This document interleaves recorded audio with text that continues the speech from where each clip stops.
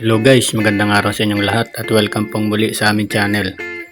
Bali ang topic natin ngayon ay itong ating gulong. So nakisang taon na nga itong ating Bergman.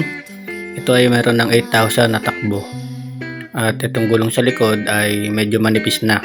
Kaya gusto ko nang palitan. Ang nakita ko sa online ay itong Paico Cobra tire. Ito po ay 110 by 90 by 12.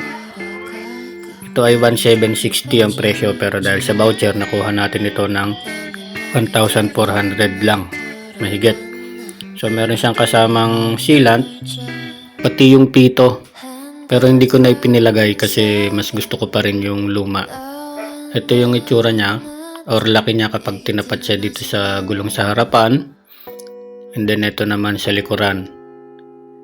At ang expectation ay malaki nga ito gulong na to.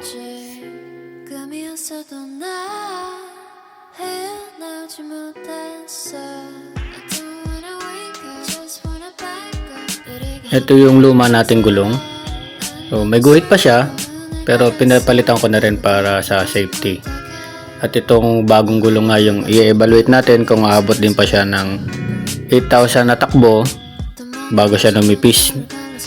Ito naman yung ating brake shoe or drum brake.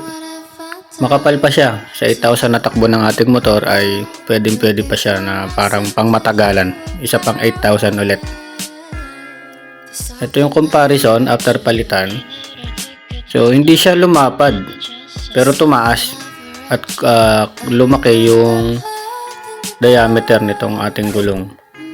So ito naman yung sa may tire hugger. Kung makikita nyo, may tire hugger ako kanina pero inalis ko na kasi sumasabit siya kasi nga lumapad yung or lumaki yung diameter nitong ating gulong.